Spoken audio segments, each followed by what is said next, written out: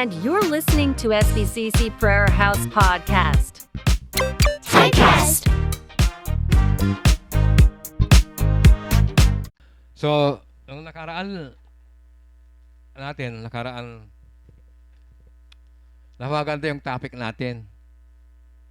Nalaman natin doon, nabasa natin doon sa Romans 15 verse 16, yung pare.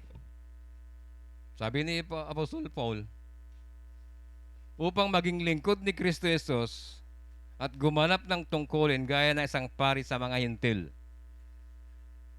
Maganda yung sinabi ni maging isang ganap na pare. Ngayon, tayo bang mga Kristiyano na nakaiso Kristo, naniniwala ba tayo isang pare? Naniniwala ba tayo? Sinabi niyan dito. Ngayon, ano ang responsibility ng isang pare? Doon sa Old Testament, ito ang mediator. So Old Testament, intermediary. Tagapamagitan sa Diyos at saka sa mga makasalanang tao, ang pare. Noon, ang mga pare, hindi sila direkta na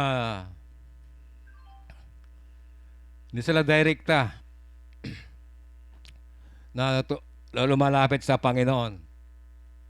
Pero nung napako ang Panginoon sa Kristo, ang lahat ng ngayon yung pattern na yon ay nabago. Ngayon tayong lahat ay sa Hebrews 4:16 nabanggit kanina na tayo ay malaya na makalapit sa ating punong saserdote ang Panginoon sa Kristo.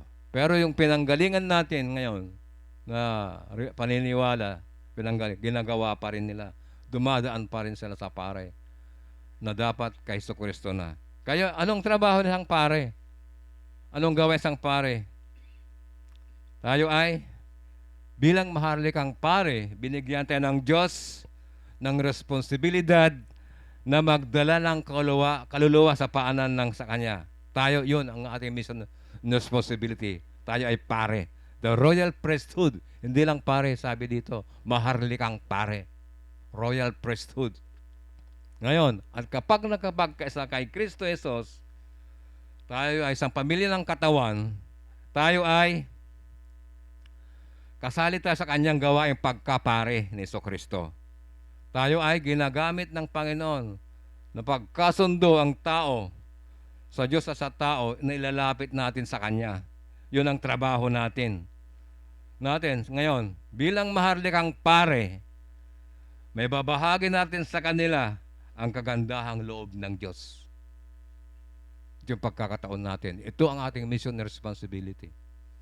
Kaya tayo ay lumalapit sa mga tao, nagkakaroon tayo ng evangelism. Tayo maharlikang pare, inalalapit natin sila sa panahon ng Diyos. Nagawain ng Panginoon sa Kristo dati. Sa ngayon, bilang kanyang mga alagad, yun ang gawain natin. Wow, sabi ko, napaganda talaga yung gawain na sa atin na pinapakit sa atin ng Panginoon. Gawain, ilapit. So patuloy tayo. Sa daan po natin mga kapatid, pasama ang buong daigdig. Kaya sabi natin dito, nasaan ang Diyos? Nasaan ang Diyos sa kaligitnaan ng trahedya? Katulad nito nangyari. Sino nga ba ang Diyos? Ang Diyos ang lumikha ng langit at lupa. Kaya ang Diyos ay nananabik na makilala natin siya.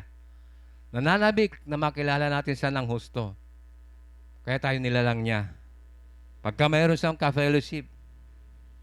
Kaya tayo, sinasabi natin palagi, na hindi lang nabubuhay sa tinapay ang tao, kundi kanyang mga salita. Ulitin natin, ang bunga ng pananampalataya ay pakikinig patungkol kay Kristo. Ang hangarin niya sa atin ay umasa at maranasin ang kanyang lakas, ang kanyang pag-ibig, katarungan, kabanalan, kahabagan. Kaya dito kanyang sinabi, sa lahat na nahihirapan, nabibigatan ang kanyang imbitasyon, lumapit kayo sa akin. Yun. Amen mga kapatid? Lumapit kayo sa akin, sabi ng Panginoon. Siya lang makapagbigay sa atin ng kapayapaan, sapat-sapat. Dito, sabi dito, bakit ang mga masasamang bagay ay nangyayari sa mabubuting tao? Diba? Question din sa atin to eh. Sinasabi natin, Panginoon, naglilingkod kami naman sa iyo, nagsisimba kami tuwing linggo, nag-pray-preach kami, naghihirapan kami na mag-prepare ng salita mo. Bakit nangyayari pa itong mga bagay na ito? Nagkakasakit kami, niyurakan kami, inaapi kami. Bakit nangyayari? Why that bad things, sabi nga, happen to good people. Sabi, pero sinabi ng Biblia, walang matuwid, wala kahit isa, walang nakakaunawa, walang naghahanap sa Diyos. Sinabi ito sa Biblia. Maaaring mangyari yon. Ngayon, tanong, naranasan na ba natin ng ating sa hindi mga palataya, paano sila maakit at sasabihin na ang Diyos ay pag-ibig, pinahintulutan niya ng sakit? Bakit siya sinabing ganon? Ang Diyos ay pag-ibig, pero pinahintulutan niya ang sakit. Gutom, gera, masamang bagay nangyari. Mahirap unawain to isang tao, di ba? Dahil sinasabi ang Diyos ng pag-ibig. Pero kung tignan natin sa Apostol Pablo, si Apostol Pablo ay isang mabuting tao, isang makadiyos na tao, matapat, makatotohanan, nagtayo siya ng mga churches, itinuro niya ang kasulatan, ibinahagi niya si Kristo, nagkolekta siya ng pera para sa matulungan ang mga mahirap sa Jerusalem. Gayun pa man, hinayaan siya ng Diyos. Siya nagdusa, nahirapan. Binigyan siya ng pahirap sa katawan. Pero nanalangin si Pablo dito. Inaasahan ni Pablo na alisin ng Diyos ang pagpapahirap sa kanyang katawan. Kahit siya nanalangin ng 3 beses na alisin. Ngunit hindi ito ginawa ng Panginoon. Kaya dito natin, kaya sa buhay natin, isipin natin, ang madilim na experience natin, kahirapan natin naranasan.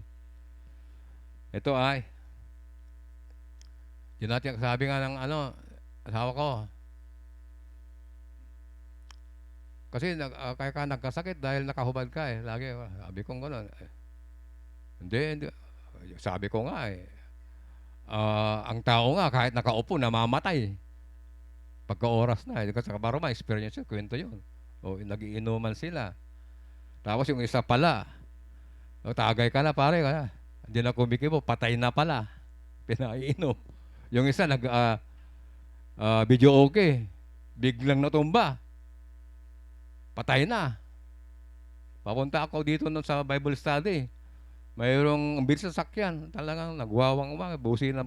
No? Kaya yung bumilid ako. Yung pala, patay na. Nag-video okay, patay na. Hindi natin alam ang buhay. So, dito na rin nasalasan. Pero sabi din natin, alagaan din natin ang ating sarili. So, dito, sa ating naranasan, gusto nating pagalingin tayo ng Diyos.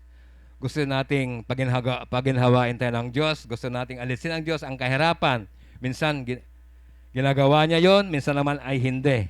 Kung hindi niya ginawa, na pagalingin tayo, paginhawain tayo, ayaw niyang alisin ang kahirapan, ano ang gagawin natin? Lalayo tayo sa Panginoon? Ano ang ating isipin? O paano natin ipupreso ito, proseso? Saan tayo pupunta? Kung hindi sinagot ang ating Panginoon, ating mga panalangin. Dito, tignan natin, sa Romans 8:28, sinabi, alam natin sa lahat ng bagay ay gumagawa ang Diyos para sa mabuti, kasama ang mga nagmamahal sa Kanya, silang mga tinawag ayon sa Kanyang layunin. Sinabi sa verse 7, ngunit upang hindi ako magyabang sa dami ng kamanghamanghang mga bagay na saksihan ko, ako'y binigyan ng pahirap sa aking katawan. Kaya dito, nasabi ni Pablo na huwag siyang magyabang, huwag magmalaki. Sinabi dito. Kaya din sinasabi doon sa verse 1, sinabi niya, sa verse 1 please, kailangan kong magmalaki kahit na wala akong papapala sa paggawa nito. Anong pagmamalaki niya? Ang gawain niya sa Panginoon, ang mga pangitain. Ang sasabihin ko naman ngayon, ang pangitain at mga pahayag mula sa Panginoon, yun ang kanyang pinagmamalaki. May kilala akong isang Kristiyano na dinala sa ikatlong langit, sabi dito. Kaya dito, si Pablo, wala siyang ipagmamalaki. Dito, ang mga huwad o bula ang mga apostol ay masayang masaya, ipinagmamalaki nila ang kanilang sarili. Marami yan. Pinagmamalaki nila ang kanilang kakayahan, mga accomplishment nila na nakatapal doon sa mga experience nila, mga diploma nila, mga PhD, doctorate, nakando doon. Mga seminars, nakatala doon sa dingding. Pinagmamalaki nila, magaganda ang boses nila, maayos, musician, marunong tumugtog, pinagmamalaki nila yan. Maraming musician na pinagmamalaki nila, pero binawi ng Panginoon ang gift na yon. Ang boses nila, yung kanila, sortros nila nasira. Bigay ng Diyos yun sa atin. Alagaan natin yun, ang mga talento na yan. Ngunit si Pablo, mayroon siyang kahangapangitain at pahayag mula sa Panginoon. Hindi siya nagmayabang patungkol sa spiritual experience niya. Dito si Pablo. Si Pablo is a brilliant scholar. Hindi siya nagyabang. Sinabi niya dito sa 1 Corinthians chapter 2, 1-5, hindi siya magyabang na marunong siya magsalita. Sa 1 Corinthians chapter 2, 1-5, please. Ito si Pablo. Mga kapatid, sabi dito, nang ako'y pumunta riyan, ipinahayag ko sa inyo ang hiwaga ng Diyos, hindi sa pamagitan, hindi sa pamagitan ng kahusayan ng pananalita o malawak na karunungan. Yan si Pablo. Hindi niya pinagmayabang. He's a brilliant scholar sa mga tao. Hindi katulad ng mga huwad na mga preacher. Pinagmayabang nila, mabulaklak na pananalita, kung gaano sila kabuti, kung gaano sila kabulaklak na pananalita. Verse 2 please. Sapagkat nung ako nariyan, ipinasya kong walang sinumang kilala maliban kay Hesukristo na ipinako sa cross. Verse 3. Nung ako'y nariyan, ako'y nanghina at nanginginig sa takot. Yun. Tama? Nanginginig pa sa takot. Sa aking pananalita at pangangaral ay hindi ko sinubukang hikayatin kayo sa pamagitan ng mahusay ng talumpati at karunungan ng tao. Subalit nangaral ako sa pamagitan ng kapangyarihan ng Espiritu Santo. Yun si Pablo. Nagdidepende siya sa Panginoon, nagdidepende siya sa Espiritu Santo. Si Apostol Pablo ay kayang-kayang daigin ang mga tagapakinig niya pamagitan ng intelektual na argumento. Subalit, sa halip, ibinahagi niya ang simpleng mensahe patungkol kay Hesukristo doon sa patnubay ng Espiritu Santo. Ano pang accomplishment ni Paul? Mayroon siyang sa New Testament, 27 books na naisulat doon. 13 ang naisulat ni Apostle Paul from the book of Romans hanggang sa Philemon. Nagtayo siya ng churches. He's produced Christ. Pero hindi siya nagkwento ng mga impressive niyang karanasan. Yan si Pablo. Hindi siya nagpapasiklab. Pagkaramdam niya, kasi doon, ang pagyayabang ay kalokohan. Pagyayabang, the pride of life, isang kasalanan. Ang pagyayabang ay ito hindi nagmumula sa Panginoon, kundi ang pagyayabang ay isang kahangalan. Kaya naman ang buhay ni Pablo ay nakasalig sa biyaya ng Panginoon. Yan. Sabi si Pablo sa atin, imitate me as I imitate Christ. Sabi sa atin. Yung sabi ni Pablo. Kaya tayo. So, dito, Ito ang pagmamalaki. Ang pagmamalaki ng Pablo ay patungkol sa mga pangitain niya na tanggap mula sa Panginoon. Verse 2 sa ating yun ang niya. Pinagmamalaki niya patungkol sa mga pangitain na tanggap mula sa Panginoon. Ano ang natanggap niya? Verse 2 please sa ating sapagkat nung ako nariyan, sa 2 Korinto. Verse 2. May kilala akong isang Kristiyano na isang dinala sa katlong langit. Sino yon? Sinasabi niya ang kanyang sarili patungkol sa kanyang sarili. Dito. Dito, sabi niya, 14 na taon na ang nakakalipas. Hindi ko lang matiyak kung iyon isang pangitain lamang o tunay na pangyayari o Diyos lamang ang nakakaalam. Sabi dito. Kaya dito, pinapaliwanag ni Apostol Pablo na hindi niya matiyak kung kung isang pangitain lamang yon o tunay na pangyayari. Sabi nito, Diyos lamang ang nakakaalam. Kaya dito, ito ay insidente. Parang si si Esteban doon sa aklat ng Book of Acts na habang binabato siya, binabato siya, nagpakita ang kalangitan, nakita niya ang Panginoong Jesucristo. Sabi niya, patawarin sila at hindi nila alam ang kanilang ginagawa. Ganoon din ang nangyari kay Apostol Paul. Dahil sinabi na dito, 14 na taon na ang nakakaraan. Sabihin yun, nangyari nung siya ay pinagbabato at kinaladkad palabas ng bayan sa pag-akalang siya ay patay na. Sabihin, nakuha, ang alam niya, hindi niya alam kung pangitaan lamang o tunay nangyari. Doon sa Acts 40:19-20 yun. Sinabi na Pablo ang tungkol sa pangyaring ito upang maipakita na siya ay hinawakan ng Diyos. Sa verse 4, sabi dito, sa verse 4 please. Sabi dito, narinig siya roon ng mga bagay na di kayang, narinig niya doon ang mga bagay na di kayang ilarawan ng salita at di dapat bigkasin ni numan. Yun ang sabi dito. Sinabi ni Pablo tungkol sa nangyaring yon. Sabi niya, ang tanging alam ko'y nakarating ako sa paraiso at narinig ko doon ang kamanghamanghang bagay na hindi kayang isalaysay at hindi dapat sabihin kanino man. Di yun ipinagmayabang na Apostol Paul. Di yun ipinagmalaki na Apostol Paul ang kanyang mga accomplishment. Kundi ang ipinagmalaki niya, ang pangitain, natanggap niya. Mga pangitain, kapahayagan ng langit. Dito sa prayer house, wala tayong pinagmamalaki o pinagmamayabang. Dahil ang ating ibinabahagi rito, pangitain at mga pahayag mula sa Panginoon. Dito. Magkakaroon tayo ng church building sa kagandahang loob ng Panginoon. Naiyak ako dito. Ngunit, hindi natin ipinagmamalaki. Ito ay pagpapalang material.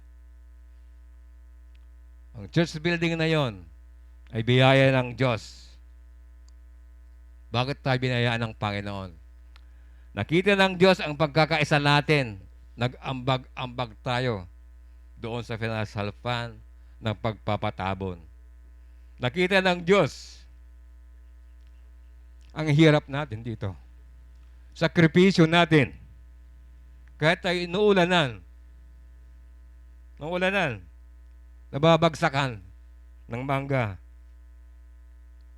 Ni-interrupt ang ating sermon, preaching, pagka may dumaan dyan, sakyan, maugong.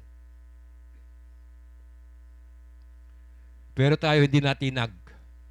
Nagpapatuloy ang gawain. Kaya walang may pagmamalaki kundi ang pagkaroon ng church building. Binigyan tayo ng Panginoon ito para maiayos ang lahat. Kahit ang mga nasa likod, naarawan, naulanan, nandudun pa rin ang mga tao at yung mga kapatid. Kaya tayo ngayon, bibigyan tayo ng Panginoon ng church building.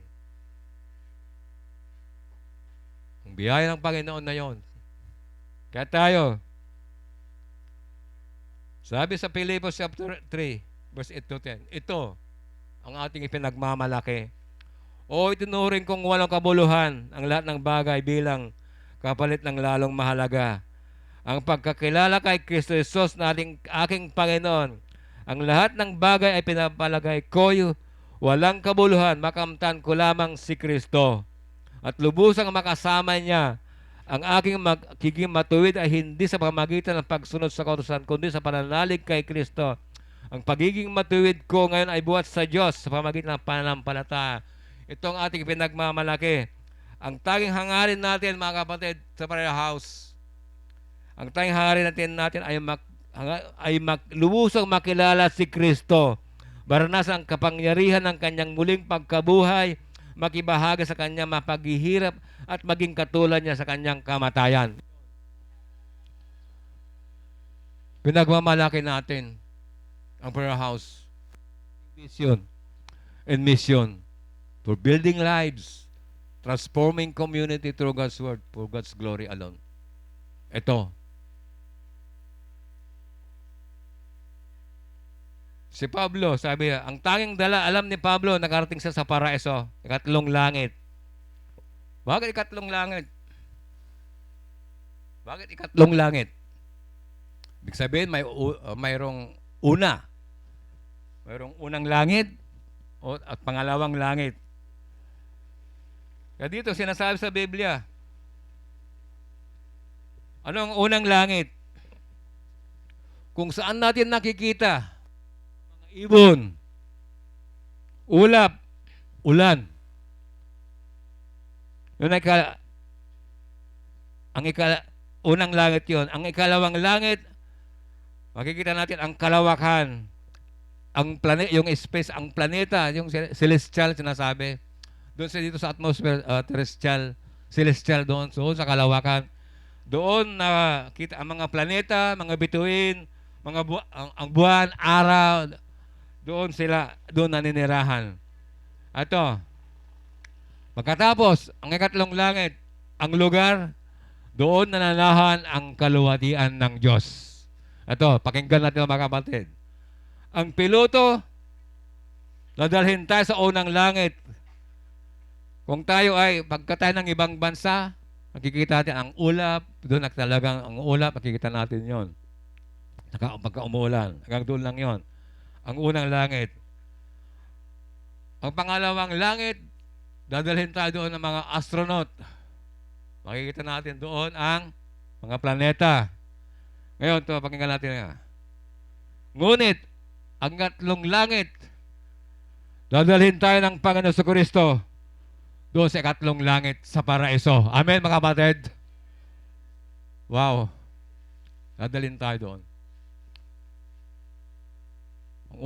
Ang unang langit, ang piloto, dadalhin lang tayo doon dito sa mababa.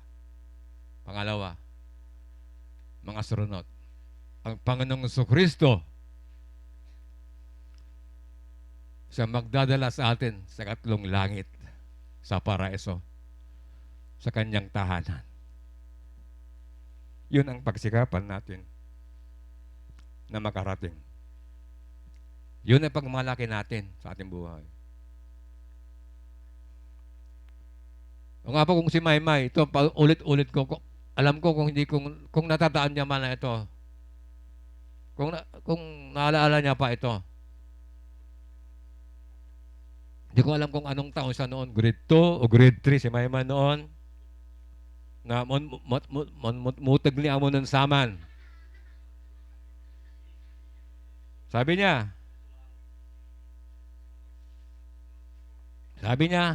na naginip siya. Nagkataon noon na nakabakasyon ako noon. Na nakarating siya sa langit. Wala siyang malay yan. Bata pa, hindi niya alam ang langit. Ano bang langit? Pero siya dito, nag-a-attend na siya. Kinunto niya sa kanya, Mama, nakarating ako sa langit. Ang ganda, sabi niya. Binabi sa akin, ano nakita mo? Sabi ko, kinuha ko ang Biblia. Nakita daw niya ang the streets of gold. Water of life. Nakita niya. Talagang inano ko talaga sa ano. The tree of life. The glory of God. Nakita niya. Nakita niya lahat yun. Pinatunayan ko, talagang hinanap ko. The tree of life. Sabi niya, mga dami mga bilit kanto. Iba-ibang lahi, iba-ibang kulay, ang saya sila na umaawit sa Panginoon. Ewan ko kung natanda niya. Tapos nakita niya ang moske, which is nakapadlak. Moske ito ang simbahan. Ang tawag na moske ng Islam, mga Muslim. Yun. Kapadlak yun, ibig sabihin, hindi yun ang tunay na relihiyon.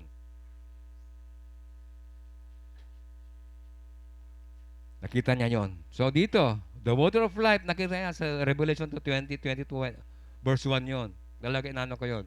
Kaya dito, ngayon, sa ating puntos, number 1, panalangin sa panahon ng kaguluhan at pagkabalisa.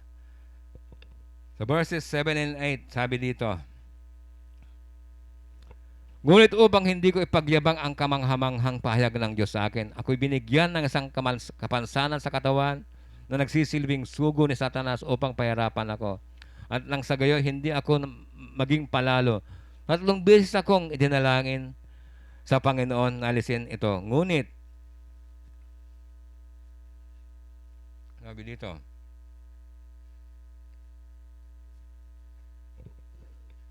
pahirap sa katawan.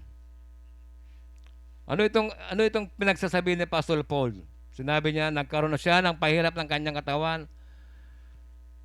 Walang nakakaalam kung anong klaseng pahirap ang kanyang nararamdaman. Hindi rin niya masabi kung ano. Bastang sabi niya, nagkaroon siya ng pahirap sa kanyang katawan.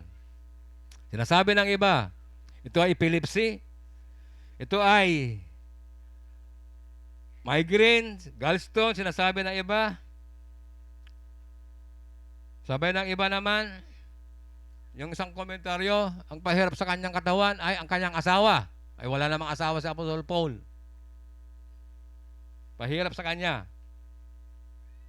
So walang ebidensya. Dito, meron akong kwento patungkol sa isang pastor. Mayroon siyang turn of the flesh.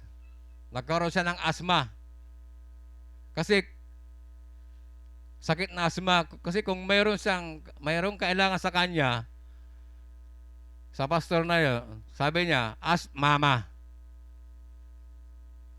Puro ask mama. Wala siyang prinsipyo. Kaya mayroon sakit na asthma.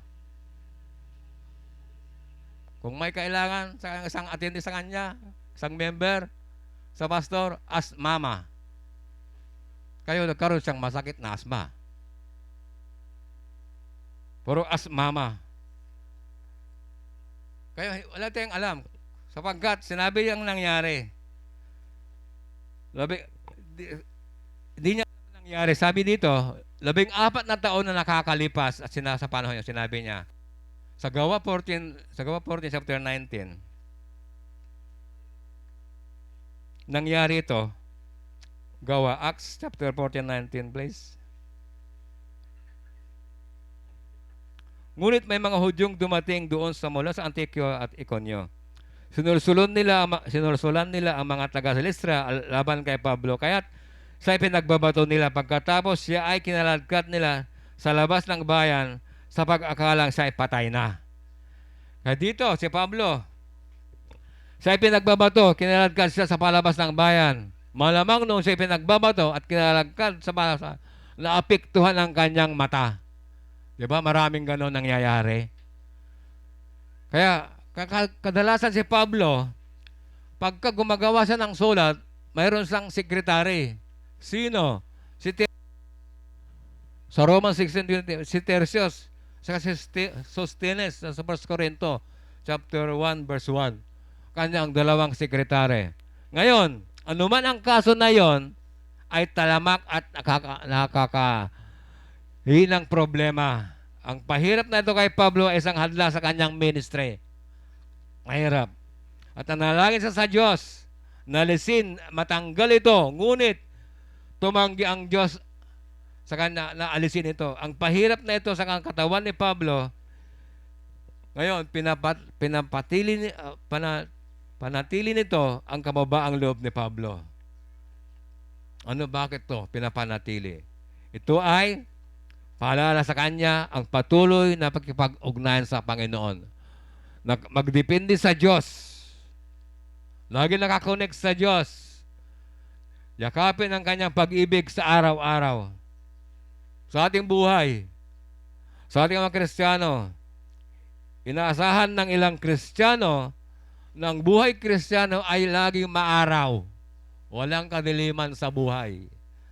Ang buhay Kristiyano ay inaasahan na palagi ang kasiyahan, palagi matagumpay, komportable ang buhay, magandang kalusugan, karangyaan, hindi nagkakasakit ng kanser, hindi tinatamaan ng sakit ang buhay ng Kristiyano. Tandaan natin mga kapatid, nakatira tayo sa makasalanang mundong ito. Ang mundong ito ay napakarumi. Polluted na ang mundong ito. Kapatid, andin dito ang klase ng sakit. Kaya dito, pinatutuhanan ng Biblia, ang mundong ito ay hindi maiwasan ang problema sa ating buhay. Sa aklat ng Job chapter 5 verse 7, sabi, bigyan natin to ng mga verses. Tsak na daranas ang kahirapan ang tao. Yan. Kung paanong may tilamsik ng apoy sa apoyan. Daras ang kahirapan ng tao. At sinabi rin ni Jesucristo sa kanyang mga apostol, sa kanyang mga disipulo. So John 16:33, ang sabi niya, sinabi ko ito sa inyo upang kayo'y magkaroon ng kapayapaan sa pagkipagkaisa sa akin. Saan daw na doon? Magkaroon ng kapayapaan. Siyang ating pastol. Dinadala tayo sa kanyang tahimik na batisan. Sabi dito, magdaranas kayo ng kapighatian sa mundong ito, ngunit tibayan ninyo ang inyong loob na pagtagumpayan ko na ang sanlibutan. Sinabi rin ni Pablo kay Timothy, sabi niya sa 2 Timothy chapter 3 verse 12, gayon din naman ang lahat ng nagnanais mamuhay ng matuwid bilang tagasunod ni Kristo Jesus ay daranas ng mga pag-uusig. Mas matindi pang daranasin natin kaysa sa hindi mananampalataya. Kaya dito, walang sinuman, sabi dito. At sinabi ni Pablo, si Apostol Pedro sa mga naghihirap na mga Kristiyano, sinabi rin ito sa 1 Peter chapter 4 verse 12, mga minamahal, huwag na kayong magtaka sa mabibigat na pagsubok na inyong dinaranas na para bang ito'y di pangkaraniwan. Di ba ngayon?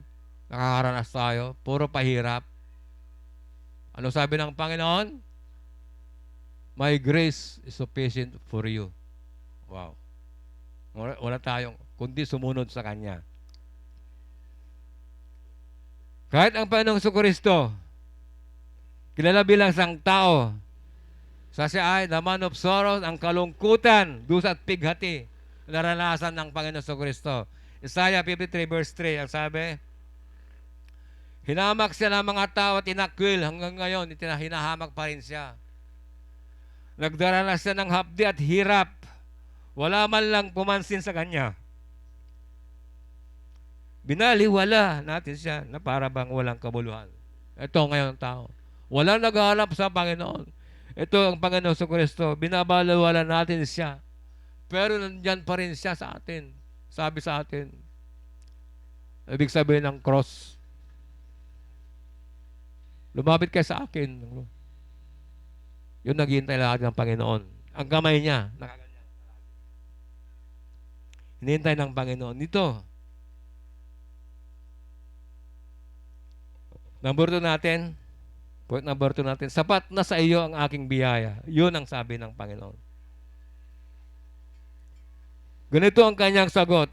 Ang pagpapala ko ay sapat sa lahat ng pangailangan mo. Lalong nahayag ang aking kapangyarihan kung ikaw ay mahina. Kahit buong galat kong pinagmamalaki ang aking mga kahinaan upang lalo kung madama ang kapangyarihan ni Kristo. Dahil kay Kristo, walang halaga sa akin kung ako ay may mahina, kutyain, pahirapan, usigin at magtiis. sapagkat kung kailan ako lalong mahina, saka naman ako nagiging malakas. 3 beses dinalangin ni Pablo, nalisan ang Panginoon ang pahirap sa kanyang katawan. Ito, nang sa gayon, ay nagbunga ang kanyang paglilingkod kay Kristo. Ang gustong marinig ni Pablo sa Panginoon ay oo. Oo anak, sasabihin niya ang Panginoong Kristo. Ang taong binigyan mo ng pangitain at mga bahayag na dinala sa 3 langit. Sabi ni Pablo, pagagalingin mo ako. Ito ang gustong marinig ni Pablo. Ngunit sagot ng Panginoon sa kanya, hindi. Hindi Pablo. Dahil, sabi niya ang Panginoon sa Kristo, mayroon akong ibibigay sa iyo na mas mabuti. Ang kagandang loob ko sa iyo ay sapat na. Sapat na sa iyo, Pablo. Wow. Sabi dito, bagamat hindi nalis ng Panginoon, ang pahirap ng katawan ni Pablo, nangako ang Panginoon na ipakita ang kanyang kapangyarihan sa kanya. Ngayon, ang ating kahinaan ay hindi lamang nakakatulong para mapabuti ang ating Christian character. Ating kahinaan. Ito ay natutulungan tayo. Ang aking kahinaan, lalo pa tayong lumalalim dahil nagdidepende tayo sa Panginoon. Kahit mayroon tayong nararanasan ng trahedya, may binabaha tayo ngayon, lalo pa tayong lumalalim sa Panginoon. Lalo pa tayong lumalalim sa pagsamba, sapagkat pagka inaamin natin ang ating kahinaan, pinagtitibay natin ang kalakasan ng Diyos sa ating buhay. Ang Diyos ang ating lakas at kanlungan. Amen mga kapatid, siya ang ating lakas. Kanlungan. Sabi ko nga sa akin, ito minaramdaman ako trangkaso. Pwede akong tumawag kay pastor. Pastor, ikaw na muna. May trangkaso ko. Pero hindi ko inintindi yung trangkaso ko. Yung kahinaan ko yun. Tour of the flesh. Ngayon, binigyan ako ng Panginoon sakit para hindi ako makatayo. Pero sabi ko, tatayo ako, Panginoon. Pagagalingin mo ako. Kapag salita ako, yun ang biyaya ng Panginoon. Sabi ni ang Panginoon, ang kagandang loob ko ay sapat. Sapat. Sinasabi ni Apostol Pablo, ang kagandang loob ng Diyos ay sapat. Pero para kay Pablo, sa lahat, sa bawat mananampalataya at hindi alintana kung gaano ka-critical ang kalagayan ng isang tao. Hindi ko inalintana. Ako'y mabinat? Hindi. Lord, sabi ko, kailangan ko yung divine healing mo sa akin. Yung divine healing mo sa akin, Panginoon, kailangan ko yan. Tatayo ako sa araw ng linggo.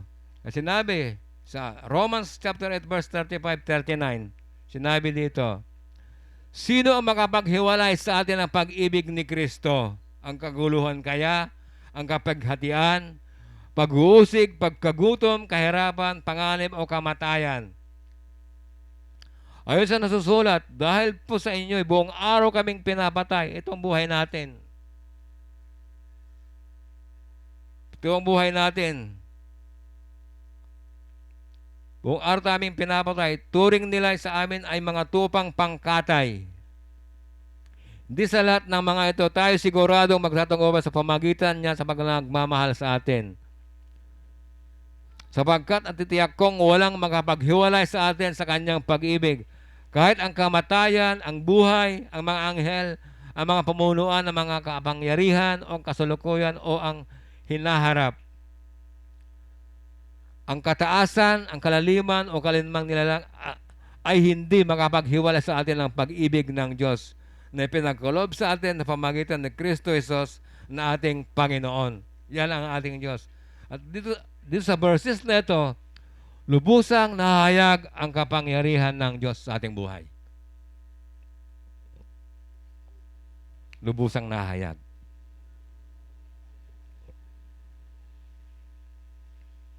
Kung tayo, lubusang nahayag. Sa ating naranasan, di ba pakita natin? Sabi nga dito, sa verse 10, alang-alang kay Kristo, sabi dito, Walang halaga sa akin kung ako ay mahina. Kutyain, pahirapan, usigin at magtiis. Sa ating naranasan na ito, sabi natin, ang tao, kinukutya tayo, pinapahirapan. Tingnan mo nga mga Kristiyanong ito. Kinukutya na nga sila para silang nasisiraan na ng bait. Totoo yun. Maraming sasabi ng gano'n. Kahit binabagyo na sila, kinukutya sila, nagpapatuloy pa sa nag-aawitan pa sila. Ano kaya ang mayroon sa kanila? Yun ang tanong. Hindi tayo nadadown. Dahil ang biyaya ng Diyos sa ating buhay ay lubusang nahayag sa kapangyarihan niya.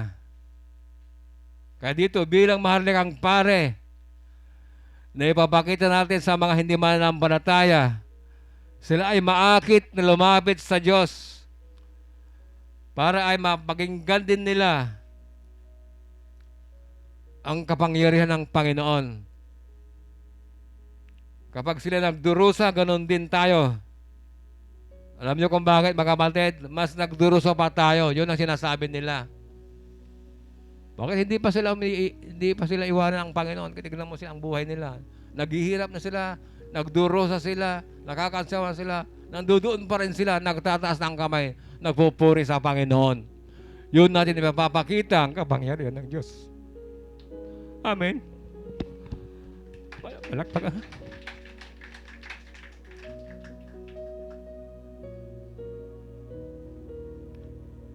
Walang makipaghiwalay sa atin. Mga kapatid, totoo ang salita ng Diyos. Totoo ang kanyang direktiba sa atin. Ito ay kapakapakinabang. Ang kanyang kagandang loob sa atin ay sapat-sapat. Sabi nga natin, to live in Christ, to die is gain. To die and live in Christ is gain. Marahil dito. Bakit yun? Dahil ang buhay natin dito, nagdurusa tayo. Anong motivation natin? Ang makarating sa katlong langit. Kaya dito,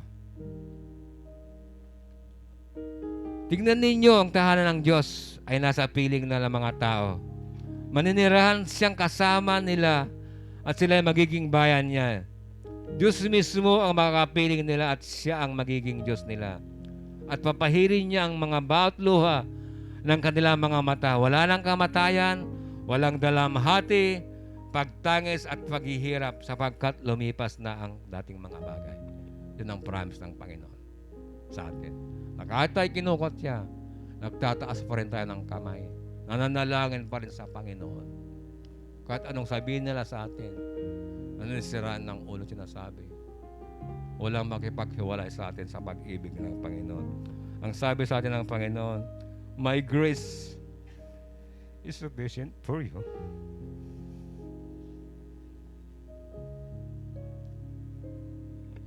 Ngayon, kapatid, ang kaganda loob ng Panginoon. Marahil, mga kapatid, pumunta ito sa church na ito ngayon, sa prayer house. Mayroon tayong pahirap sa katawan. Nagdudusa. Nakaranas tayo mga negatibong karanasan. At sasabihin ng Diyos sa atin, walang imposible sa akin. Magtiwala ka sa akin. Sabi ng Panginoon, nangangako ako, ipagkakalob mo sa akin ang iyong buhay. Sabi sa atin, pag ipinagkalob mo sa akin ang iyong buhay, nakapaloob doon ang biyaya. Nakapaloob doon ang kapayapaan. Nakapaloob doon ang kalakasan mo. Sabi ng Panginoon, magtiwala ka sa akin. Dinala tayo ng Diyos sa lugar na ito para mapakinggan natin ang kanyang mensahe na gawin din natin eksakto kung anong ginawa ni Apostol Pablo na nagdepende siya sa Panginoon. Sabi ng Panginoon, your grace is sufficient for you, for all your needs, sabi ng Panginoon. Sa manalangin. Ama naming Diyos na nasa langit, sa pangalan ni Jesucristo, salamat Panginoon, nalaman namin kung gaano kakabait, kabuti. Kahit na may masamang nangyayari, kahit na si Satanas at kanyang mga sugo ay pinapahirapan kami, Panginoon. Ngunit Ikaw, O Diyos, ang pagmahal na Diyos, salamat ang pangako mo. You will never leave us nor forsake us, Panginoon. Ikaw ang makapangyarihan na Diyos. Alam namin, sa lahat ng bagay ay gumagawa ang Diyos para sa mabuti, kasama ang nagmamahal sa Kanya, sila matinawag ayon sa Kanyang kalooban. Panginoong naming Diyos, sa iyo lamang namin matatagpuan ang kapahingaan. Magtiwala sa iyo. Ang iyong provision, ang iyong mga pangako, ang iyong direktiba, Panginoon. Salamat, Panginoon, that your grace is sufficient for all our needs, O Diyos. Salamat at pinasan mo, Panginoon, ang aming kahinaan. Kasama ng naipako sa krus. Kaya tulungan mo po kami, Panginoon, na magpatuloy kami, Panginoon, to continue to serve you, O Diyos. Kahit kami po ay hanggang may hininga pa kami, Panginoon ko. Kaya, Panginoon, help us to carry our cross, O Diyos. Help us, O God, to serve you faithfully, Panginoon ko. Ng aming paningin, O God, ay nakapokus lamang sa iyo, Panginoon ko. Thank you so much, O God. In Jesus' name we pray. Amen.